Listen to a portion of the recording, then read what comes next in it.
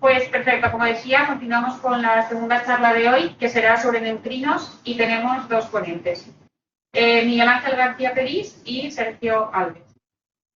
Comenzará Miguel Ángel. Miguel Ángel García Perís, como os decía, estudió física en la Universidad de Valencia y después hizo el máster de física avanzada en la especialización de física de partículas y nuclear. Con el trabajo fin de máster comenzó a colaborar en los experimentos ProtoDune y DUNE, que nos contará un poquito en qué consisten, donde posteriormente empezó a desarrollar su tesis doctoral. De hecho, en la actualidad es, por tanto, estudiante de doctorado en el IFIC, que os hemos presentado este instituto antes, en concreto dentro del grupo DUNE. Y se dedica, por tanto, a la física de neutrinos de forma experimental. Su objetivo es tratar de detectar estas partículas. Sergio Alves, por su parte, estudió el grado en física en Zaragoza y vino aquí a la universidad para estudiar el máster en física avanzada, de nuevo en la misma especialidad, física nuclear y de partículas. Su primer contacto con la investigación fue, de nuevo, a través del trabajo fin de máster, donde trabajó en aplicaciones de inteligencia artificial y aprendizaje automático, o machine learning, en búsqueda de materia oscura con el experimento Antares, que es otro tipo de experimentos cuyo objetivo también es estudiar los neutrinos, donde actualmente desarrolla su tesis doctoral sobre física de astropartículas y astronomía multimensajero.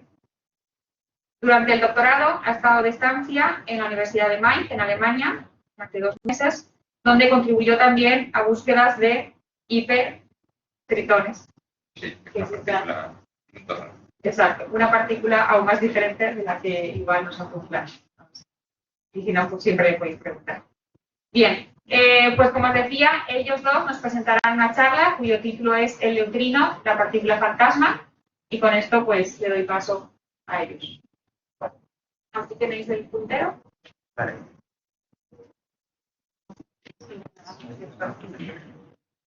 Sí, pero le ponéis a ellos, pues Vale. Ok. ¿Se me oye ahí? ¿No se me oye? ¿Me tengo arriba mal?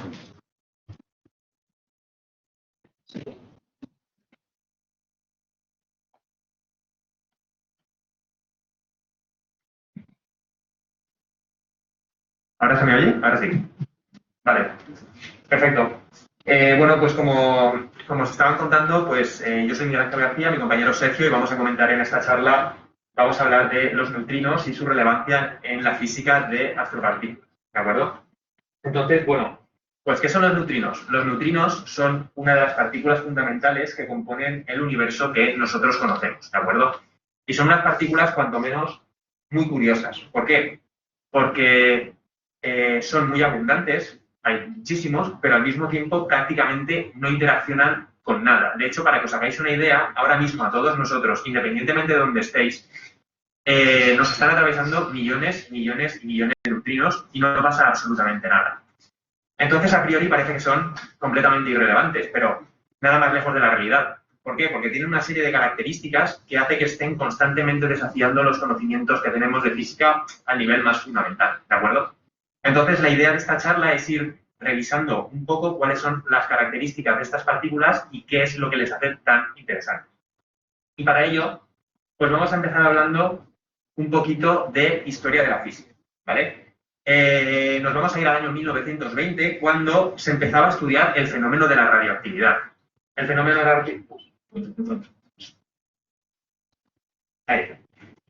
la radioactividad se acababa de descubrir y los físicos del momento pues estaban investigándolo. Y se habían dado cuenta que había un suceso natural que era el suceso de las desintegraciones. Se habían dado cuenta que habían núcleos atómicos que se desintegraban a núcleos más pequeños. En concreto, había un tipo de desintegración que se conocía como desintegración beta, en el cual había un átomo de un cierto tamaño que... bueno, voy a usar el puntero para que lo veáis. Había un átomo de cierto tamaño que se desintegraba a otro átomo más pequeño y en el proceso emitía un electrón, ¿de acuerdo? Este electrón se conocía como electrón beta y por eso a la desintegración se le llama desintegración beta.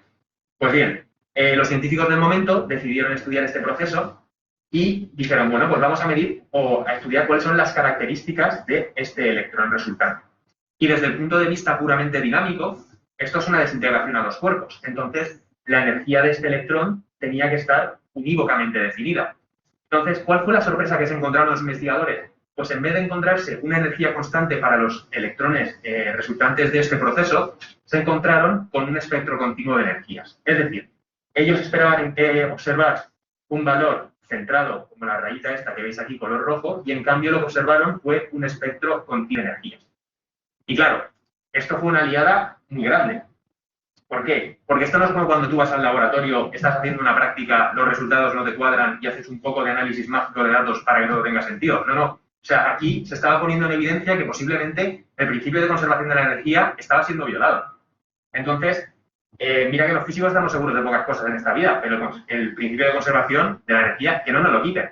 Entonces, esto generó muchísimo revuelo en la comunidad científica y se empezaron a plantear distintas hipótesis. Una de ellas, por ejemplo, era considerar que el principio de conservación de la energía era un principio de conservación, digamos, a nivel estadístico, como la entropía. De manera que, de forma global, la energía podía conservarse, pero si tú mirabas evento a evento, la energía no tenía por qué conservarse. Y claro, la física en ese momento se puso patas arriba.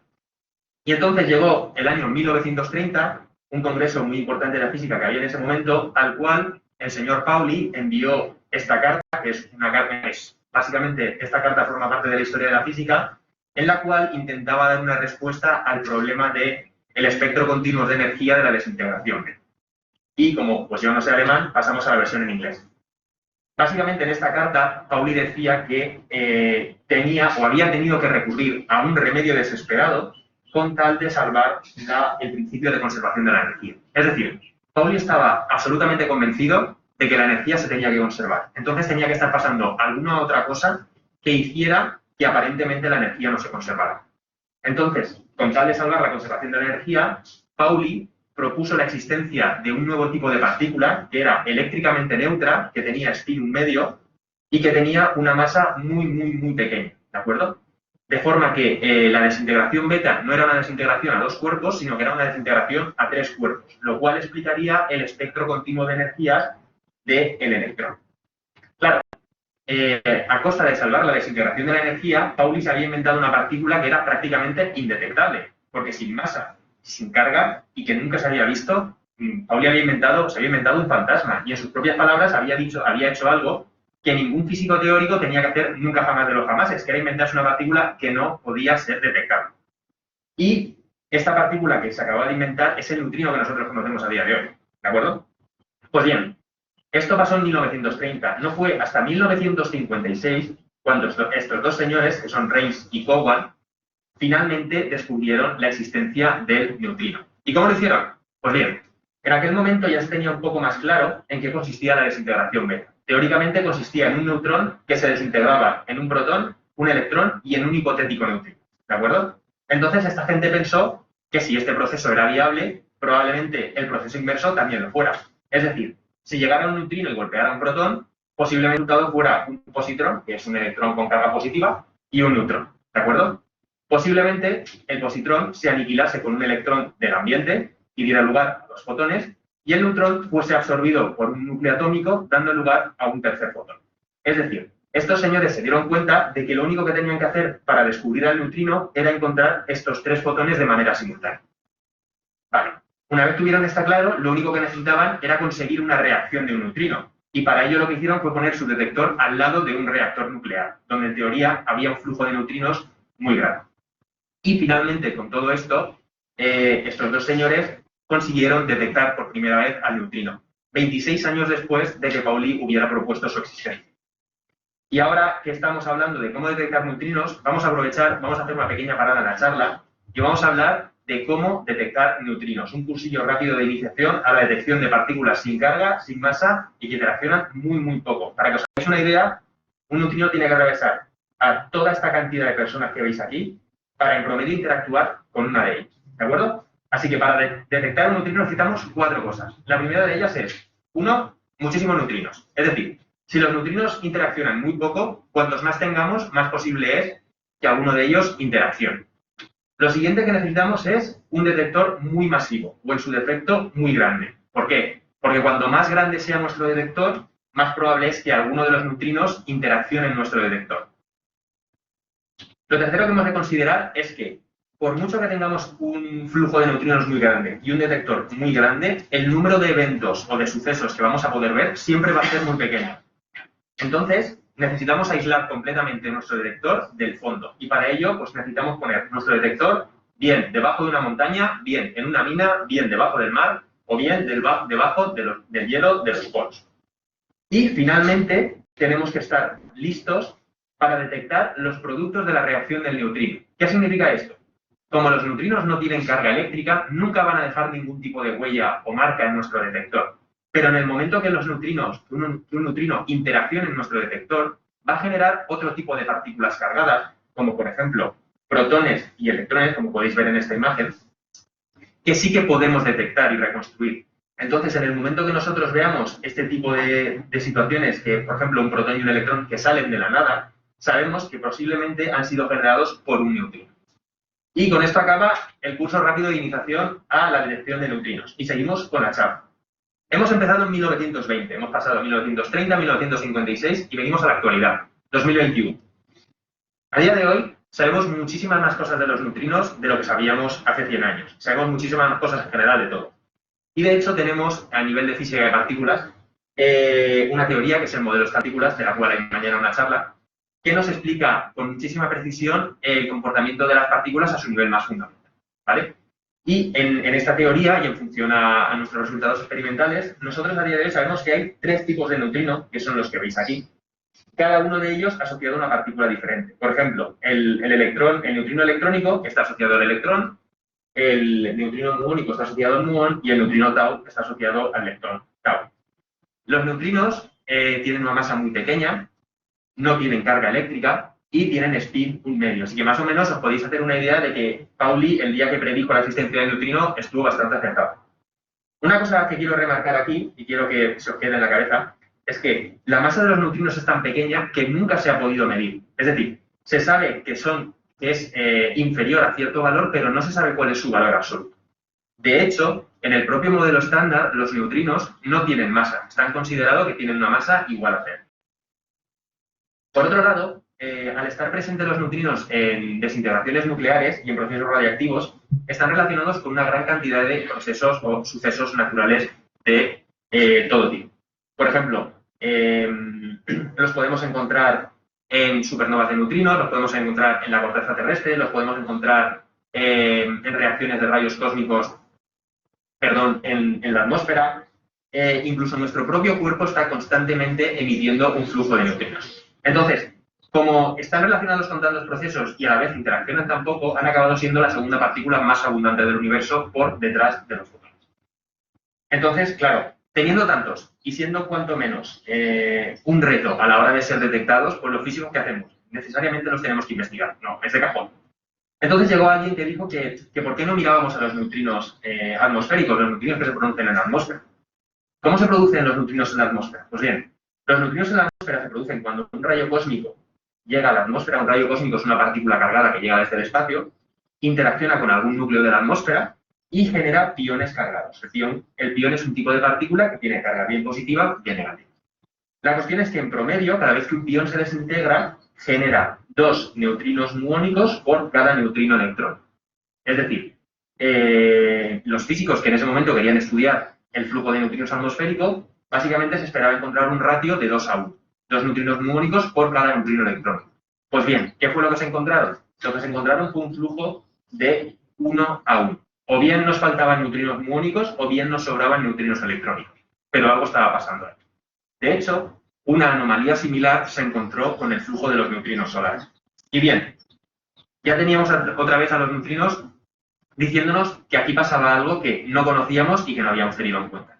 Entonces alguien se preguntó o dio la posibilidad de que cuando un neutrino se genera, por ejemplo en la atmósfera o por ejemplo en el Sol, se genera con un tipo determinado, es decir, imaginaos que esto es un neutrino electrónico, el cual empieza a desplazarse, viaja por el espacio y en algún momento de su trayectoria, por algún motivo, cambia de tipo de neutrino. Es decir, lo que originalmente era un neutrino electrónico se convierte en un neutrino muónico. Y claro, cuando llega a nuestro detector, nosotros lo que detectamos es un neutrino muónico en vez de un neutrino electrónico. Es decir, sería posible que el tipo de neutrino que nosotros estamos detectando no es el tipo de neutrino que originalmente se había generado. Y diréis, ¿qué tipo de magia negra es esta? Pues bien, esto es viable gracias a la mecánica cuántica. Pero la cuestión es que si los neutrinos tienen una masa definida, que acordaos que en el modelo estándar los neutrinos no tienen masa, y los neutrinos que nosotros somos capaces de conocer son una combinación de estos neutrinos con masa definida, puede existir la posibilidad de que los neutrinos cambien de sabor a medida, cambien de tipo de neutrino a medida que se desplazan. Este fenómeno se conoce como oscilaciones de neutrinos. Y fue una propuesta para explicar esta anomalía en el flujo de neutrinos atmosféricos y solares. Pues bien, en 1998, el experimento Super Kamiokande observó por primera vez un déficit de neutrinos que era compatible con las oscilaciones de neutrinos. Es decir, observó las oscilaciones de neutrinos.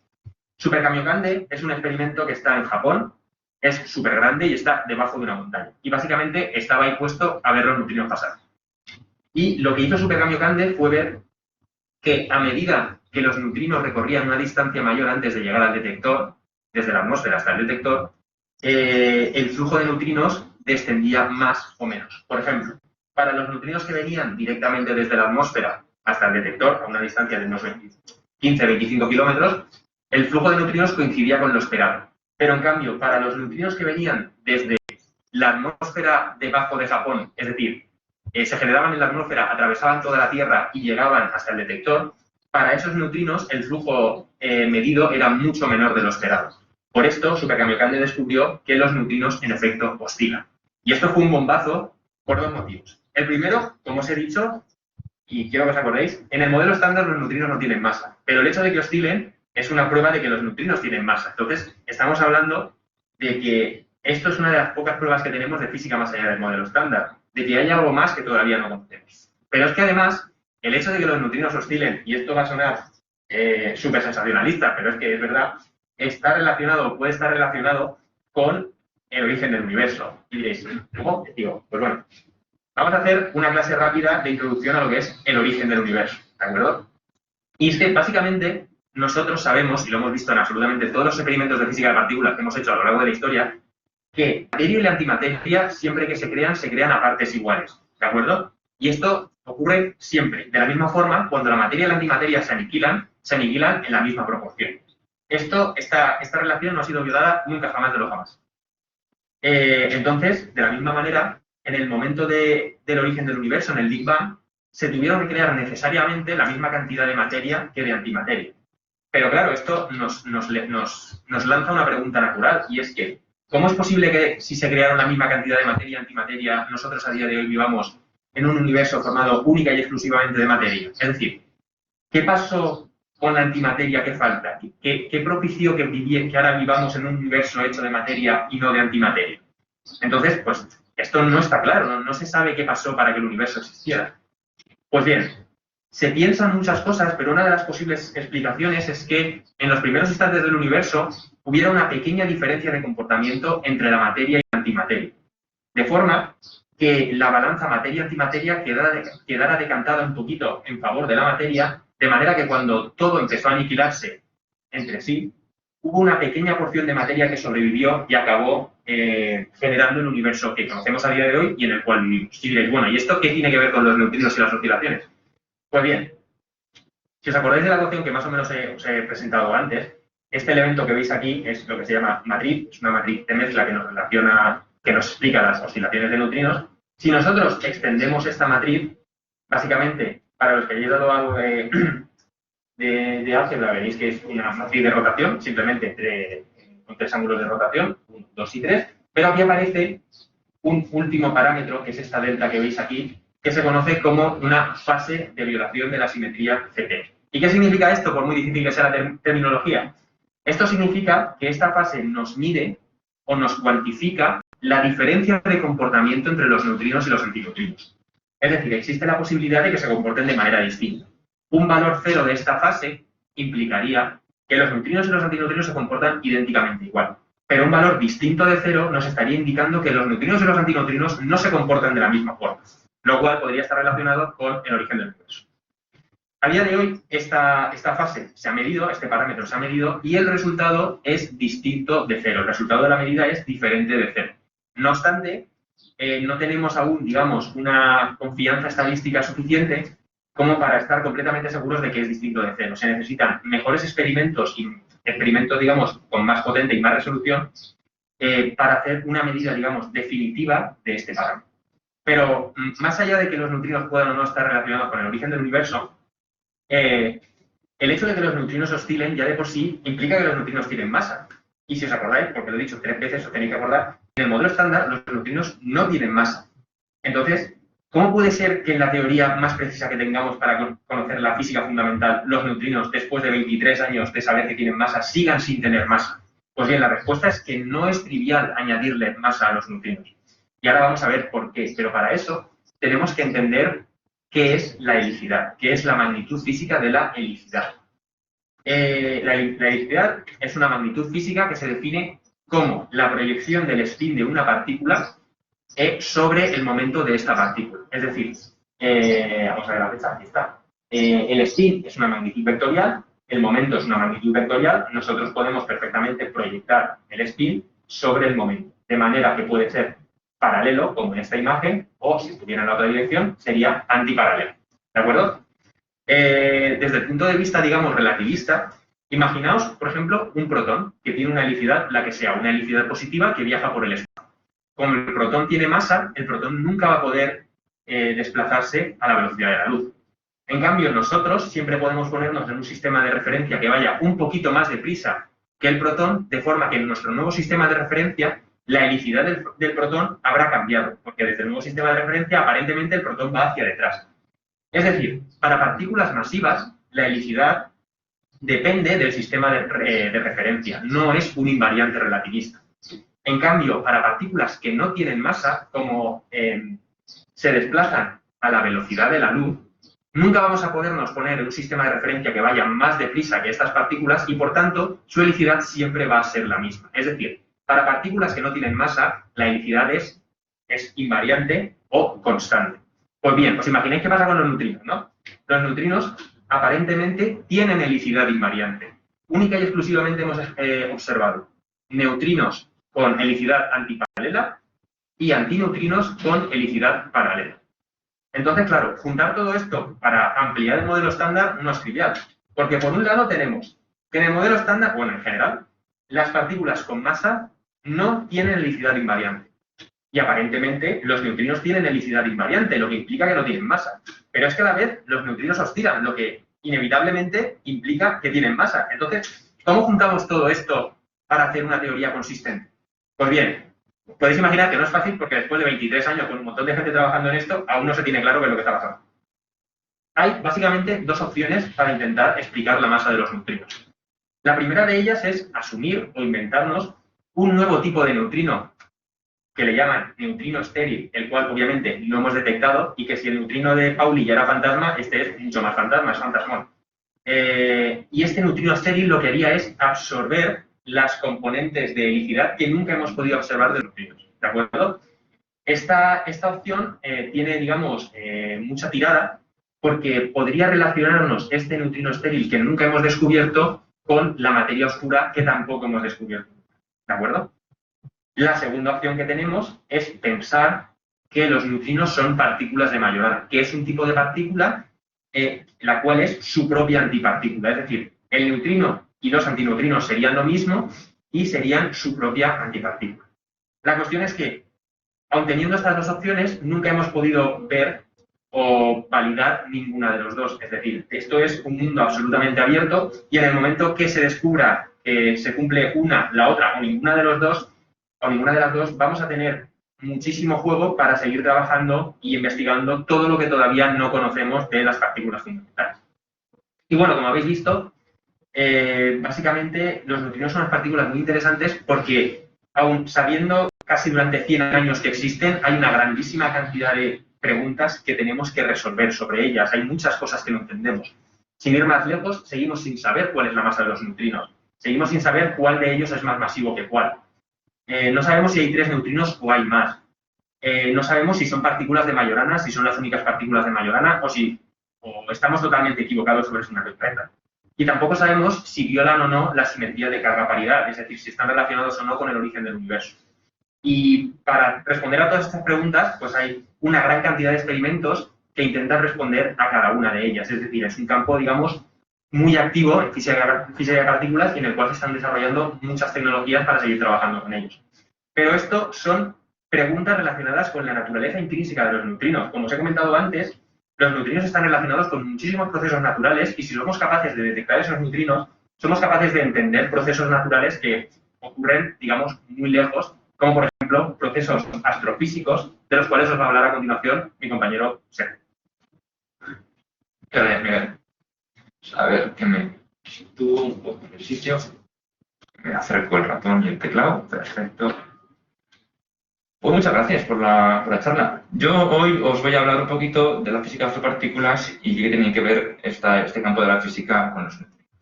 Entonces, me parece que voy a intentar voy a buscar el puntero láser. Un segundo. No existe el puntero láser. Bueno, es una pena. Si podéis ver mi pulsero, mejor que mejor. Bueno, ¿qué es la física de astropartículas? Pues básicamente la física de astropartículas es un campo de la física que está centrado en entender los mecanismos de aceleración, emisión y producción de partículas al medio intergaláctico o galáctico, así como en descubrir pues, en qué objetos celestes se están produciendo estas partículas. Entonces, yo lo que quiero recalcar de la física de astropartículas es que ha sido un campo muy fructífero, porque durante mucho tiempo las más altas energías, y actualmente las más altas energías se consiguen en este campo, de forma que hemos ayudado, por ejemplo, a descubrir partículas cuando las aceleradores de partículas aún no eran muy potentes, como por ejemplo la antimateria, el muón, el kaón y los piones son todas partículas que se descubrieron en experimentos de astropartículas. Es un campo que está en constante desarrollo, y eso quiere decir que constantemente la tecnología, tanto de medición, es decir, las tecnologías calorimétricas y el tratamiento de datos, están en avance. Y por último, que la física de astropartículas, como muchos campos de la física, al fin y al cabo, es multidisciplinar. Es decir, que lo que aprendas de aquí te puede servir para otros campos, como pueden ser la cosmología e incluso la física teórica. Entonces, vamos a empezar un poquito por un poco de historia, ¿cómo no? La física de astropartículas tiene ya casi más de 100 años. En el 1912, Victor Hess está haciendo unos experimentos donde, volando con globos aerostáticos, pues se dio cuenta de que la radiación disminuía hasta los 700 metros y después volvía a crecer nuevamente. Así que él dijo que esta radiación no podía ser radiación de la Tierra, sino que debía ser una radiación que debía venir de la atmósfera, producida en el cielo. Y no se equivocaba, y por eso le dieron el Nobel en 1936. Lo que pasa es que creían que esta radiación la producían fotones, es decir, era luz. Pero en 1927 Jacob Clay lo que se dio cuenta es que esta radiación dependía también de la latitud. Es decir, no es igual si estás, por ejemplo, en España que si estás en Dinamarca. Y dijeron que eso tenía que ver con el campo magnético terrestre. Es decir, que son partículas que se desvían. Y si son desviadas es porque estaban cargadas. Y luego fue posteriormente confirmado por Compton en el 1933. Un año antes, Bruno Rossi se dio cuenta de que si tú ponías un metro de plomo, que hemos dicho que lo para todo, a nivel del mar, aún así seguían midiendo partículas. Es decir, que estas partículas que nos llegaban de fuera de la atmósfera eran increíblemente energéticas. Y no solamente eso, sino que además, en el camino hasta la Tierra, generaban partículas secundarias. Y hoy en día sabemos mucho más. Por ejemplo, sabemos que son partículas positivas, sabemos que cuando llegan a la atmósfera interaccionan y generan como una especie de ducha o cascada de partículas, y que en su mayoría son protones, es decir, partículas positivas. Bueno, y en general el 90% son protones, 9% son partículas alfa, es decir, núcleos de helio, y 1% son electrones. No obstante, hoy en día los rayos cósmicos, es decir, los protones, solamente son la pieza de un puzzle de 4 piezas. Es decir, que hay que tenerlos en cuenta junto con los neutrinos, fotones, es decir, la luz, y las ondas gravitacionales. Y las 4 juntas generan o crean lo que conocemos como la astronomía multimensajera. ¿Qué es esto de astronomía de multimensajero? Pues la idea básicamente es que si nosotros tenemos por aquí una fuente que está emitiendo partículas, lo más probable es que todas estas partículas de alguna forma u otra lleguen a la Tierra. Y si nosotros somos capaces de detectarlas todas, vamos a ser capaces de entender qué está ocurriendo en este objeto tan alejado. ¿Cuál es el problema? Pues el problema, por ejemplo, es que para los protones y los núcleos, como son partículas cargadas, lo primero es que si hay un campo magnético por el camino, por ejemplo, de la Tierra, se van a desviar, así que realmente no apuntan en la dirección de la que venía. Y por otra parte, tenemos un problema con el universo y es que está lleno de cosas, aunque no lo parezca. Entonces, pasada una distancia, que aquí son 30 megaparsecs, por referencia a la distancia Andrómeda, que es la galaxia más cercana, son casi 700 kiloparsecs, pues aquí mega, es decir, mil veces más. Pues ya no los vemos, porque interaccionan con lo que hay por el medio. A los fotones les ocurre básicamente lo mismo. Pasado un tiempo, o pasado una distancia, también empiezan a interaccionar con toda la luz y todo lo que hay por el medio en el fondo galáctico. Y también pueden ser absorbidos por otros cuerpos más sólidos, como por ejemplo pues, nubes de hidrógeno o nebulosas. No obstante, los neutrinos, como nos ha explicado Miguel, apenas interaccionan. De forma que cuando un neutrino es emitido desde una fuente, llega a la Tierra básicamente sin modificar su trayectoria. Lo que quiere decir que si nosotros detectamos un neutrino, posiblemente en la dirección en la que ha venido es la misma en la que fue emitido. Y por último, también tenemos ondas gravitacionales, que también son capaces de viajar grandes distancias, pero el problema es que vienen de fuentes muy específicas y no nos sirven para estudiar todo tipo de fenómenos. Entonces, antes de seguir un poquito con la física de las partículas, lo que quiero decir es que también es importante tener en cuenta que la astronomía de altas energías con fotones, es decir, con luz, ha sido un campo muy importante. De hecho, las primeras observaciones que hicimos del universo fueron en el rango óptico, fueron con telescopios que veían luz natural. No obstante, hoy en día somos capaces de mirar en todo el espectro de la luz, es decir, que somos capaces de medir desde ondas de radio hasta luz de muy alta energía que se conocen como rayos gamma. Y estos rayos gamma, como son los más energéticos, pues realmente son los que más nos interesan, porque lo hemos visto que los protones, los rayos cósmicos, son también muy energéticos. ¿Y cómo podemos medirlos? Pues bueno, podemos, no sé dónde está mi recursor, aquí, podemos poner un satélite con un telescopio que esté dando vueltas a la Tierra de forma que los vemos cuando nos llegan, o cuando interaccionan con la atmósfera, como van a generar estas cascadas de partículas, pues podemos poner detectores muy extensos sobre la superficie terrestre y detectar pues, estas cascadas. Y algún ejemplo de estos experimentos son MAGIC, que está hecho en las Islas Canarias, GES, HOG o LASSO. Entonces, bueno, ¿qué sabemos de los rayos cósmicos? Pues realmente no sabemos mucho, pero de lo que sí que estamos seguros es que cuanto más energía tengan, más escasos son. Y lo que nos interesa saber es cómo de escasos. Así que lo que hicimos nosotros fue básicamente pues, hacer una gráfica en la que tenemos su abundancia frente a la energía. Y nos dimos cuenta de que se podían distinguir como 3 regiones, más o menos, ¿no? De estas regiones pues, vienen descritas por lo que se conoce como una ley de potencias, es decir, la energía elevado a un valor, donde este valor, que es la letra griega gamma, se conoce como índice espectral. Entonces, aquí en esta escala, que está alterada un poquito para que se vea mejor, vemos que tenemos como una zona que es muy similar hasta llegar a un punto que se conoce como la rodilla, después vuelve a caer hasta un punto que se conoce como el tobillo y después vuelve a ser plana otra vez. Y luego, pasado esta energía, parece que ya no vemos más rayos cósmicos y es por lo que he explicado antes, porque realmente pasada una energía no pueden recorrer cierta distancia porque empiezan a interaccionar pues, con todo el fondo de partículas que existe en el universo. Entonces, ¿qué pasa? Que nuestro interés es saber dónde se han podido generar esos rayos cósmicos. Entonces, con un modelo muy sencillito decimos, bueno, pues igual que un acelerador las acelera dando vueltas, vamos a suponer que tenemos un objeto galáctico con un cierto tamaño y un cierto campo magnético. Entonces, ¿cuál sería la velocidad o la energía que esa partícula podría alcanzar antes de que el campo magnético no pudiese contenerla más dentro del objeto y saliese despedida al medio intergaláctico?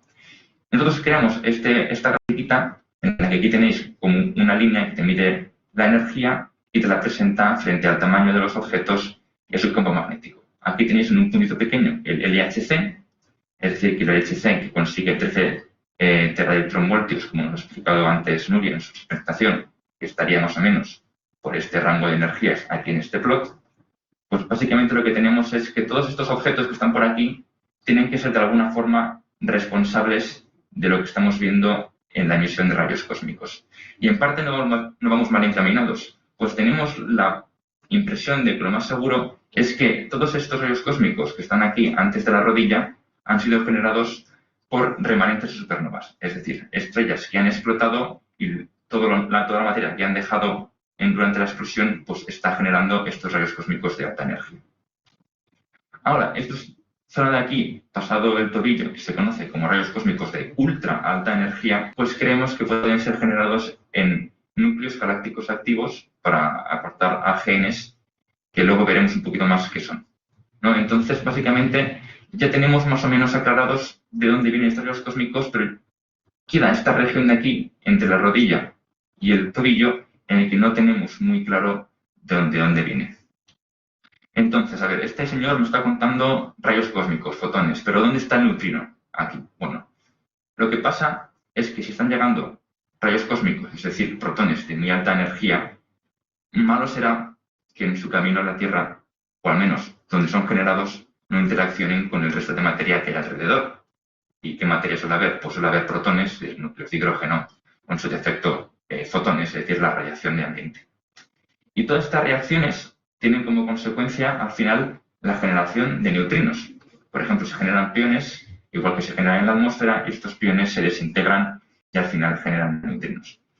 ¿Y esto qué quiere decir? Esto quiere decir que si yo tengo un objeto que está emitiendo protones, pues yo veré el protón llegar, pero de alguna forma también lo más seguro es que tendré que ver a través de estas interacciones que me llegan fotones y que me llegan neutrinos. Así que está claro, hay que ir a buscar neutrinos. Pero claro, no es tan sencillo. Primero, ¿dónde vamos a buscarlos? Pues vamos a buscarlos en sitios donde sepamos que hay rayos cósmicos de alta energía o rayos gamma muy energéticos. Y algún ejemplo son, como ya os he introducido, por ejemplo, los remanentes de supernovas. Aquí tenemos micropúlsares, que son agujeros negros que están devorando una estrella cercana. También tenemos GRBs, que estos son explosiones de rayos gamma, que en este proceso se daría esta interacción, igualmente emitirían neutrinos. También tenemos magnetares, que son objetos con campos magnéticos muy altos y que podrían acelerar partículas a altas energías. También tenemos otras posibilidades, como puede ser la materia oscura, que también podría emitir neutrinos, así que todo hay que tenerlo en cuenta. Y por último tendríamos los AGNs que ya os he nombrado, que básicamente son núcleos galácticos activos. Es decir, que en la mayoría de las galaxias, por no decir todas, en el centro tenemos un agujero oscuro. Pero en muchas galaxias este agujero oscuro está tranquilo y en otras hay materia que está cayendo hacia él. Pues esa materia, cuando cae al agujero oscuro, se acelera. Y esa energía que obtiene cuando se acelera al agujero oscuro se transforma y se emite en forma de chorros de partículas que son perpendiculares al plano galáctico. Entonces, esto que os he enseñado es muy bonito, pero realmente nosotros esto no lo vemos. Nosotros habitualmente lo que hacemos es básicamente coger estos mapitas, en el que aquí tenéis, por ejemplo, una imagen del centro galáctico o del plano galáctico, y veis estos puntitos que son como blancos y amarillos. Esto básicamente lo que nos dice es que aquí se están emitiendo rayos gamma de alta energía. Entonces, lo que vamos a hacer va a ser explorar estas zonas para ver si nosotros también detectamos neutrinos en coincidencia. Si tenéis curiosidad, os he puesto aquí un link al catálogo de las fuentes más energéticas y os podéis meter ahí y ver que la mayoría de las fuentes que conocemos realmente no sabemos lo que son. Entonces, vale, ya sabemos que hay que detectar neutrinos, ya sabemos de dónde vienen, pero ¿cómo los detectamos? Porque es difícil detectarlos, ¿verdad? Bueno, os voy a hablar de un pequeño efecto, que es el efecto Cherenkov, y es que cuando una partícula cargada, como por ejemplo la que se produce cuando un neutrino interacciona con el medio, pues atraviesa, por ejemplo, el agua, va a excitar las partículas del entorno de forma que esas partículas, al desexcitarse, van a emitir radiación Cherenkov. Ahora, si la partícula que está generando esta excitación va a una velocidad que es menor que la velocidad de la luz en ese medio, pues lo que veríamos sería que esa luz que se genera en la radiación pues se propaga de esta forma. Pero ¿qué pasa cuando la partícula que genera esta excitación se mueve a una velocidad que es mayor que la de la luz en el agua. Y esto no viola ninguna ley, porque verás, el agua, la luz en el agua se mueve a una velocidad que es 2/3 su velocidad en el vacío. Y el muón, cuando es emitido por un neutrino, se mueve a la velocidad de la luz, pero no más que la luz, así que esto está permitido. Lo que ocurre es que esta luz que se emite en la desexcitación genera un frente de ondas en forma de cono, que es muy similar a lo que ocurre cuando los aviones vuelan tan rápido que rompen la barrera del sonido. Así que este frente de ondas de luz en forma de conito, nosotros podemos poner detectores de luz en el agua o en el medio que estemos usando para detectarlo y medir esa luz. Entonces tengo aquí un vídeo muy chulo en el que podéis ver, esto es ORCA, un detector de neutrinos, del que después os hablaré. Y aquí podéis ver cómo va a venir un muón y ese muón genera un conito de luz azul al interaccionar con el medio, y esa luz la vamos a detectar con nuestros detectores de luz en el telescopio. A ver. Creo que me va a decir que no podemos ver el vídeo, lo cual quizás es un poco desafortunado, pero bueno, si tenemos tiempo después os lo pongo, no os preocupéis. Nos vamos a volver a la charla. Así que se ve. Ay, pues acabo de quitarlo. A ver. Ah, mira, perfecto. No sé si estáis viendo, pero genial. Aquí lo que podéis ver, voy a poner en grande, de hecho, es cómo viene. A ver, que me acerca el micrófono. Podéis ver cómo viene un muón. Este muón emite luz en ese conito que os he explicado, y esa luz después la detectamos, ¿no? Y como la detectamos, pues veis como que se inflaman unas bolitas. Eso es que estamos viendo esa luz. Entonces, a partir de esta luz nosotros podemos reconstruir cuál es la dirección de los neutrinos que hemos detectado. Ah, genial. Nos voy a volver ahora a la presentación. Aquí estábamos, perfecto. ¿Qué es lo que pasa? Lo que pasa es que estos experimentos, a pesar de que la idea es buena, tienen mucho fondo. Por ejemplo, igual que Kamiokande usó neutrinos atmosféricos para medir las oscilaciones, a nosotros esos neutrinos atmosféricos nos molestan, porque a nosotros nos interesan las fuentes extragalácticas o galácticas. Entonces, ¿qué pasa? Pues mira, pues los neutrinos que vienen desde arriba y que generan muones o muones que se generan directamente en la atmósfera, pues oye, lo que hace es simplemente mirar hacia abajo y ya está, porque los muones no pueden atravesar la Tierra. Pero los neutrinos atmosféricos sí que pueden atravesarla, así que llega un punto en el que tú tienes un fondo de neutrinos irreducible que no te puedes quitar. Y eso quiere decir que tú detectas neutrinos, pero no sabes si son de verdad un neutrino que te viene de, por ejemplo, un quasar o un neutrino que se ha generado en la atmósfera.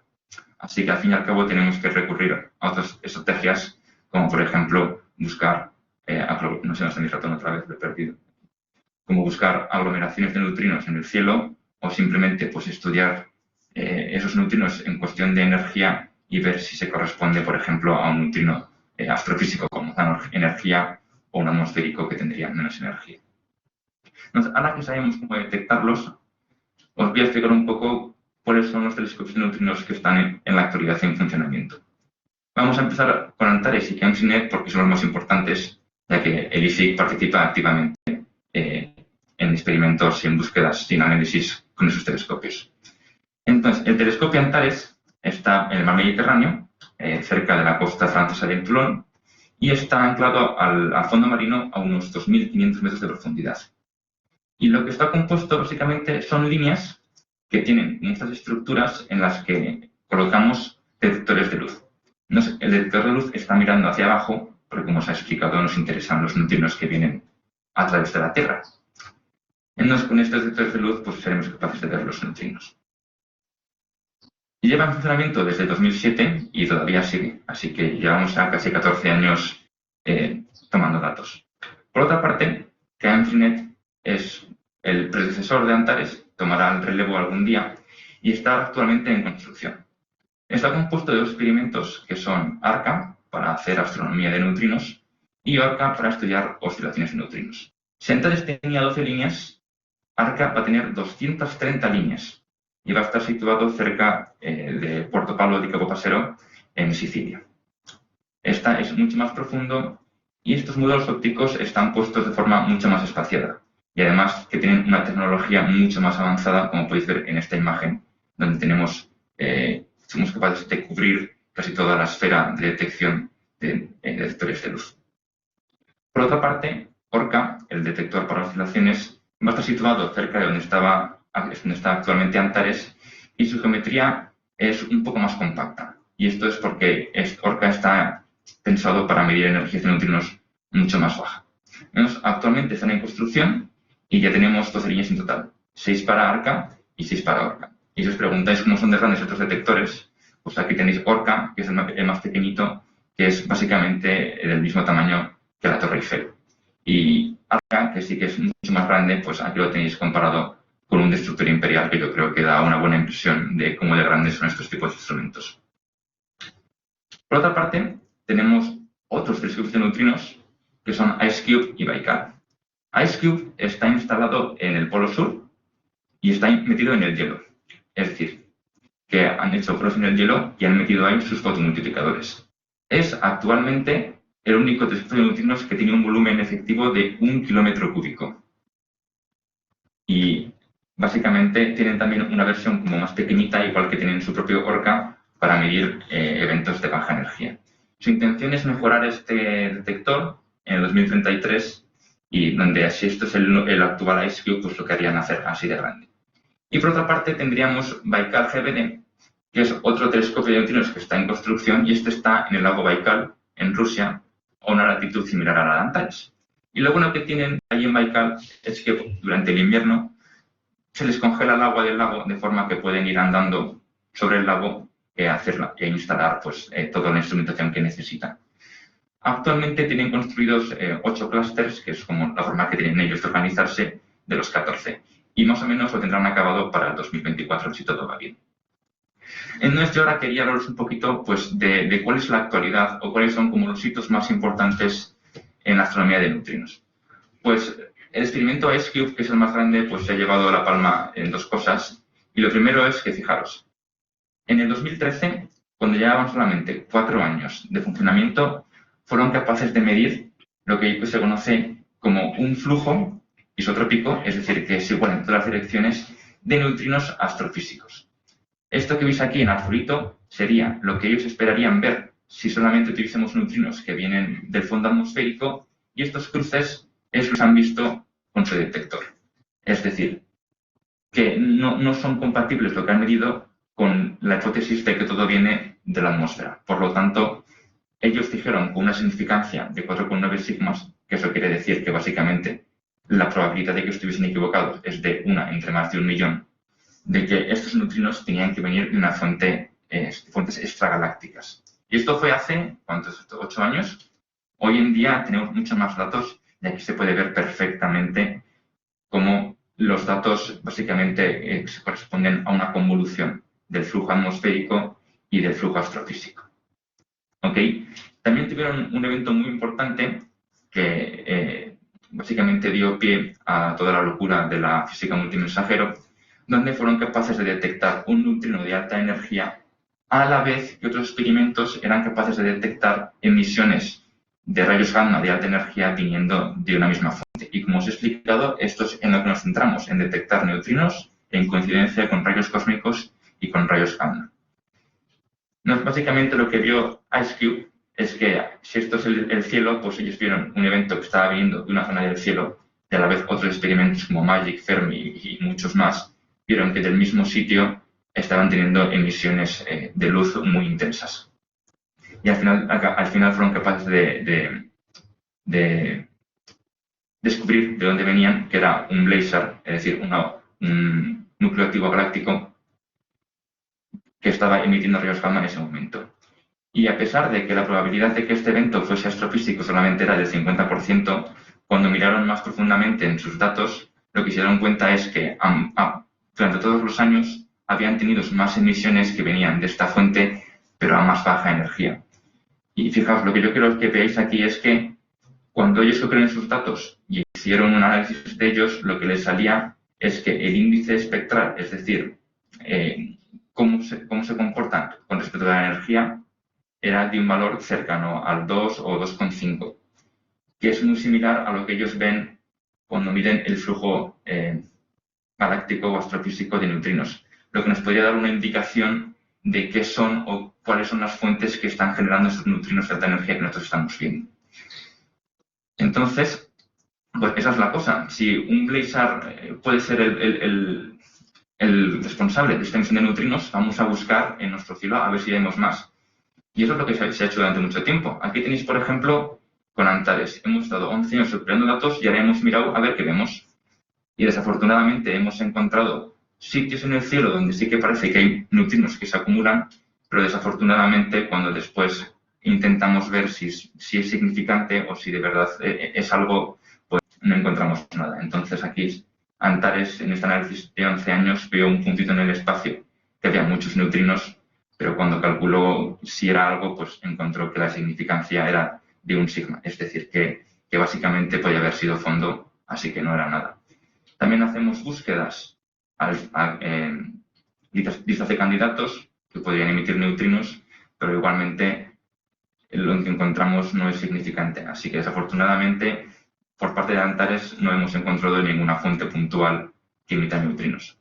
Y no os creéis que IceCube va mejor. IceCube, en su último análisis, con 10 años de datos, encontró, sí, una acumulación que tenía una probabilidad de que fuese un error muy bajita y que además era consistente con una galaxia activa que tiene este nombre. Pero lo que pasa es que cuando hicieron un análisis mucho más elaborado, lo que se dieron cuenta es que el índice espectral, es decir, esta gamma que ellos calcularon, era de 3 y que el flujo era muy alto. Es decir, que nuevamente lo que habían visto era básicamente una fluctuación del fondo. Así que a día de hoy seguimos sin tener una lista clara de fuentes emisoras de neutrinos. No obstante, si me da un poquito de tiempo, me gustaría hablaros de algo que ha ocurrido recientemente que ha sido de gran impacto.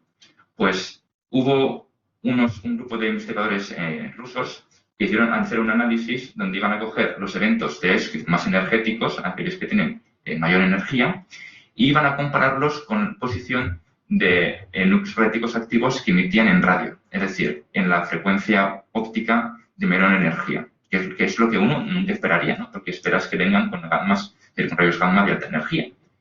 Entonces, lo que hicieron fue un análisis muy sencillito donde cogían, pues por ejemplo, un evento, veían cuál era su región de error, pues de dónde podía venir, y veían a ver si cerca había alguna de estas fuentes de ondas de radio. Y después eso lo compararon con una versión aleatoria del cielo, que básicamente sería el caso en el que nada está correlacionado. Y cuando comparan sus datos con el caso aleatorio, es decir, el caso que no tiene nada, se dieron cuenta de que los datos tienen un exceso de 3,4 sigmas. Y esto es muy importante, porque esto quiere decir que tendríamos una evidencia de que quizás son los núcleos galácticos activos que emiten radio los que se están encargando de emitir los neutrinos de alta energía que nosotros vemos. Y repitieron este análisis con más eventos y nuevamente encontraron un exceso a 3 sigmas. Es decir, otra vez una evidencia. Y como son análisis independientes, pues pudieron juntarlos dos a la vez y actualmente existe pues un gran interés en las fuentes de radio, ya que podrían ser candidatas a ser emisores de neutrinos. Y mucha gente cuando vio esto se lanzó a sus análisis a ver qué estaba ocurriendo. Y de hecho se vio que efectivamente que cuando se habían detectado neutrinos que estaban en coincidencia con fuentes que creíamos que serían fuentes de rayos gamma, se dieron cuenta que cuando fueron detectados estos neutrinos, de hecho, fijaos que la emisión de rayos gamma está en un mínimo, pero la emisión de ondas de radio está en un máximo. Y lo mismo ocurría con otros eventos muy importantes. Por ejemplo, este que se llama evento Big Bird, ocurría lo mismo. Justamente fue detectado cuando teníamos menos rayos gamma. El evento TXS, que es este evento famoso que os he explicado antes, también cuando fue detectado, fijaos que se detectó cuando la emisión de rayos gamma estaba en un mínimo. Y lo mismo para otros. Así que, básicamente, lo que se propuso en este artículo es que quizás deberíamos de cambiar toda nuestra perspectiva que tenemos de la física de partículas actual. Y lo que quiere decir es que, en resumen, el campo de la física de las partículas multimensajero está en un momento muy interesante y muy prometedor. Cada vez tenemos muchas más ventanas con las que mirar al universo, no solamente protones y neutrinos, cada vez tenemos más. Ahora tenemos las ondas de radio, antes teníamos los rayos gamma, ondas gravitacionales.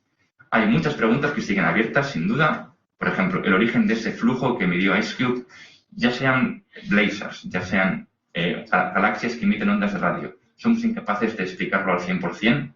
Y ahora que tenemos este nuevo descubrimiento, cada vez estamos más confusos respecto a cuáles son los mecanismos de producción y aceleración de dichas partículas. Pero, o sea, no hay que venirse abajo, porque lo importante es que los detectores de segunda generación, como GameTree.net y IceCube generación 2, están de camino. Y pronto tendremos experimentos que serán sensibles a estos eventos y pues seremos capaces de descubrir pues, qué está ocurriendo en el espacio abierto. Y no solamente eso, sino que, como os he dicho, avance en la física de partículas y en la astronomía de neutrinos es también un avance para el resto de campos. Y básicamente estos experimentos como IceCube y GameTree.net también podrían ayudar a responder preguntas como, por ejemplo, quién es o qué es la materia oscura o si están ocurriendo fenómenos más allá de la física estándar que conocemos como violación de la invariancia de Lorentz. Así que, bueno, esto era todo. Esperemos que os haya gustado el mundo de los neutrinos. Y no tenemos aquí nuestros contactos, pero seguro que nos podéis contactar de alguna forma. Si queréis aprender más, no dudéis en enviarnos un mensaje.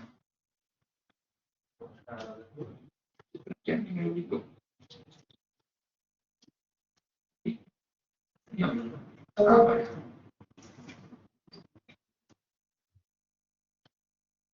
Sí.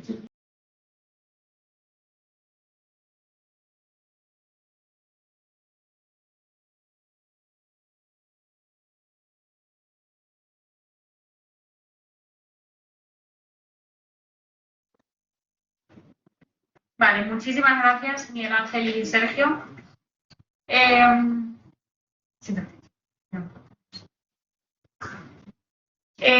Ahora abrimos el turno de preguntas. Veo que Manel tiene la mano levantada. Manel, adelante. Sí, gracias. Vamos a ver, yo estoy un poco asustado porque trabajo en el campo de los jets extragalácticos desde la perspectiva astrofísica y veo que esto se va a llenar de gente en algún momento. ¿No? Es muy interesante. Es muy interesante y de hecho os iba a preguntar, bueno, yo he trabajado en la fuente esta TXS0506, estaba intentando entender unas imágenes de radio contemporáneas a la supuesta emisión del neutrino. Y la pregunta que me hacía es, bueno, a ver, motivos para que las galaxias activas bueno, se generen neutrinos de alta energía bueno, muy energéticos. Hay muchísimos, porque de hecho la cantidad de energía que hay en juego en esas fuentes es salvaje y además es continua. Pero una supernova, bueno, pues estalla y ya está, pero allí tienes una gran cantidad de energía durante centenares de millones de años. Entonces, la pregunta era por qué esa y las otras no, pero veo que poco a poco se están añadiendo candidaturas y más que como ya has contestado la pregunta esta, creo que será bastante razonable empezar a detectar neutrinos de este tipo de fuentes, sobre todo las que nos apuntan, ¿no? Porque esto saldrá muy colimado de los núcleos activos, pero sí que estaría bien, y no lo digo por mí, lo digo en general, que los que detectáis neutrinos y los que estudiamos ese tipo de fuentes, desde radioastrónomos a teóricos y tal, intentáramos hablar de esas fuentes en algún momento, porque son dos campos muy distintos y me da la sensación de que a veces no nos comunicamos, bueno, me da la sensación no nos comunicamos para nada. Así que, bueno, es una sugerencia. Gracias por la charla. No, tienes razón, ¿vale? Es decir, si esos artículos que he presentado básicamente son de hace 6 meses. Sí, esto es un shock para todos. Todos estamos sorprendidos de lo que... Si está enviando la pantalla del ordenador. Todos estamos sorprendidos por lo que se ha visto. Y efectivamente esto quiere decir que no nos podemos cerrar puertas a ningún campo de la física. Y que de igual forma que los ondas de radio han sido un descubrimiento, bueno, pues que tiene potencial de seguir trabajando en todo el rango de energías que se nos permite para seguir aprendiendo todo lo posible. Así que... Y aprovechar el hecho o sea, que el multimessenger y el multifrequency no es solo un nombre, sino es algo que tiene una profundidad enorme porque podemos ver todo a la vez, desde radio a X a gamma, neutrinos, ¿no? Y entonces eso ahí está. Pero claro, hay que comunicarse, hay que hablar. O, bueno, leer papers, que es complicado también, porque hay poco tiempo, pero sí, es... Bueno, esto tiene 6 meses. Yo hablaba de TXS 0506, la famosa de hace un par de años. Pero sí, no, lo de hace 6 meses me parece muy interesante y de hecho no lo había visto yo. O sea que me parece sí, una noticia muy interesante. Gracias. No, sí, me gustaría resaltar, como has dicho, que para todos los que están escuchando que quizás no sean de un trasfondo tan científico, es decir, que la física al final se nutre pues, de los científicos que nos comuniquemos y sepamos compartir nuestros conocimientos, de forma que la astronomía multimensajero, al fin y al cabo, es eso, es el concepto fundamental de muchos experimentos, muchos científicos que se ponen de acuerdo en compartir conocimientos y datos para, bueno, pues para descubrir o entender el mundo que nos rodea, eso es. Sí, muchísimas gracias.